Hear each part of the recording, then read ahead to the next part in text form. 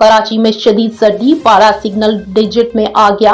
کراچی آج بھی شدید موسم کی لپیٹ میں ہے۔ شہر کا کم سے کم درجہ حرارت 8.1 ڈگری سینٹی گریڈ ریکارڈ کیا گیا۔ محکمہ موسمیات کے مطابق آئندہ 24 گھنٹوں میں موسم خشک اور رات میں سرد رہنے کا امکان ہے۔ محکمہ موسمیات کا بتانا ہے کہ کم سے کم درجہ حرارت 8 سے 10 ڈگری سینٹی گریڈ اور زیادہ سے زیادہ درجہ حرارت 24 ڈگری سینٹی گریڈ تک رہنے کا امکان ہے۔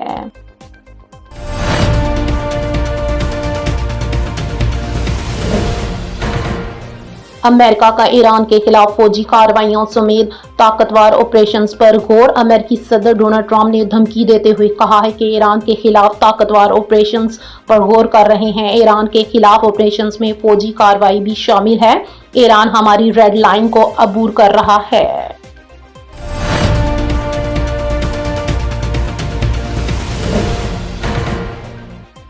وفاقی دارالحکومت کے سیکٹر G7 کے علاقہ میں پیش آنے والے دھماکے کی ابتدائی تحقیقات رپورٹ مکمل اور جاں بحق ہونے والے تمام افراد سپرد خاک کر دیے گئے۔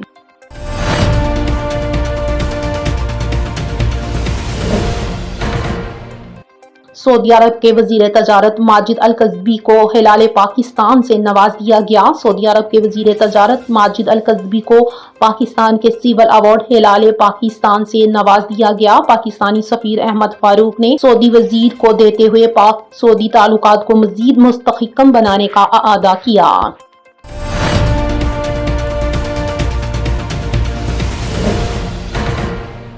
وزیر خارجہ اسحاق ڈار کی جدہ میں بنگلہ دیش کے مشیر خارجہ محمد توقیر حسین سے ملاقات۔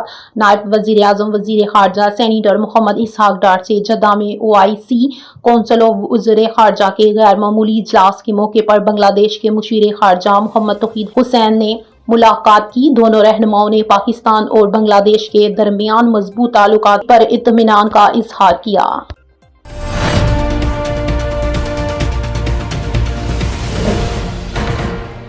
سلنڈر حادثے میں جاں بحق افراد کے لواحقین کے غم میں برابر کے شریک ہیں محسن نقوی۔ وزیر داخلہ محسن نقوی نے سلنڈر حادثے میں قیمتی جانوں کے ضیاع پر افسوس کا اظہار کرتے ہوئے زخمیوں کی جلد صحتیابی کی دعا کی ہے۔ وزیر داخلہ نے حادثے میں جاں بحق افراد کے لواحقین سے دلی ہمدردی اور تعزیت کا اظہار کیا۔